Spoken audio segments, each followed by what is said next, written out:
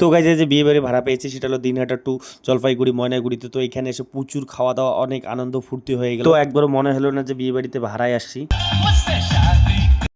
Hey guys, good morning, welcome back to my new video.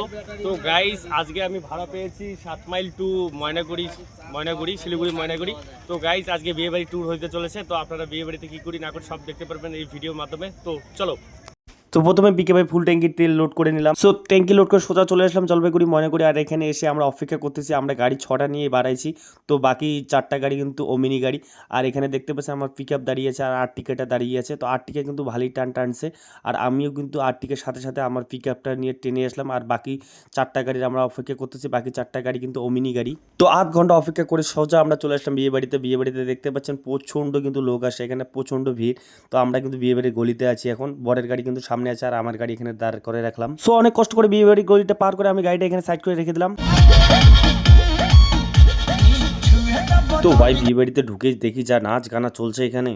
তো একটু সামনের দিকে এগিয়ে দেখি এখানে গাড়ি থেকে বরকে নামাচ্ছে। তো গাছ 150 কিলোমিটার গাড়ি ছিল, আমার প্রচণ্ড খিদে লেগে যেতে চলে আসলাম আমি প্রথমেই খাওয়ার কাউন্টারে। তো এখানে আসে আমার গরম গরম বেগুনি হাতে ধরে দেয় আর বেগুনি নিয়ে সোজা আমি কফির এখানে চলে আসলাম। বেগুনি খেয়ে একটু কফি না খেলে হয় না। তো এখানে একটু কফি খেয়ে নিলাম আর দেখতেছি ভাই ফুচকা খাওয়াচ্ছে এখানে। ফুচকা দেখে তো আমার জিভে জল এসে যায়। তো ফুচকাও খেয়ে নিলাম, খেয়ে নিয়ে এখানে একটু কাকার সাথে আড্ডা দিচ্ছি। তো কাকার সাথে আড্ডা দিতে আর ভালো লাগতেছে না, বিয়ে বাড়ির ভিতরে চলে আসলাম। বিয়ে বাড়ির ভিতরে এসে দেখি ভাই অনেক সুন্দর ডেকোরেশনটা করেছে। তো অনেক সুন্দর ঢাকও কিন্তু এখানে বাজাচ্ছে।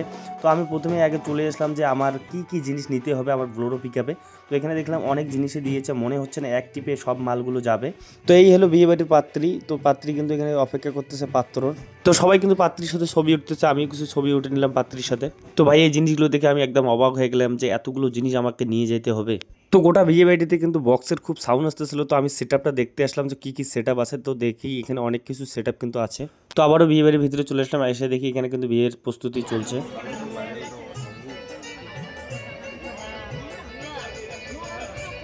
তো ছুটতে ছুটতে আমি বিয়েবাড়ির বাইরে চলে আসলাম। কেন জানেন? আমি তো শুনে একদম অবাক যে এখানে আরেকটা মেয়ে যাত্রী আসতেছে। তো আমি মানুষকে জিজ্ঞেস করতেছিলাম মেয়ে যাত্রী বলতে কি ব্যাপার?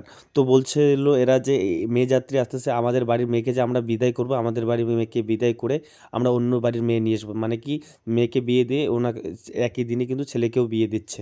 তো গাইজ একই বাড়িতে দুইটা বিয়ে হইতে চলেছে একই ডেটে। আর এখানে খাওয়া দাওয়া নিশ্চয়ই খুবই ভালো হবে।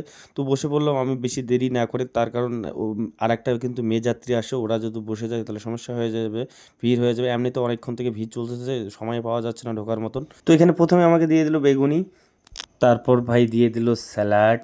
আর যা গরম চলছে লেবু না দিলে হয়, তো ভাই লেবু দিয়ে দিয়েছে, তার সাথে দিয়েছে ডাল।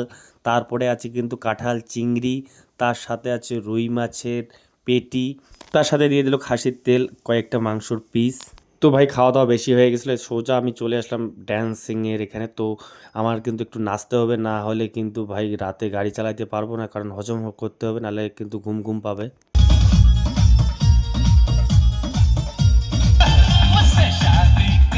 তো ভাই অনেক নাচানাচি হয়ে গেলো, এখন কিন্তু গাড়ি এবার দিকে লোড হচ্ছে, সময় হয়ে গেছে। তো গাড়ি লোডিং চলছে।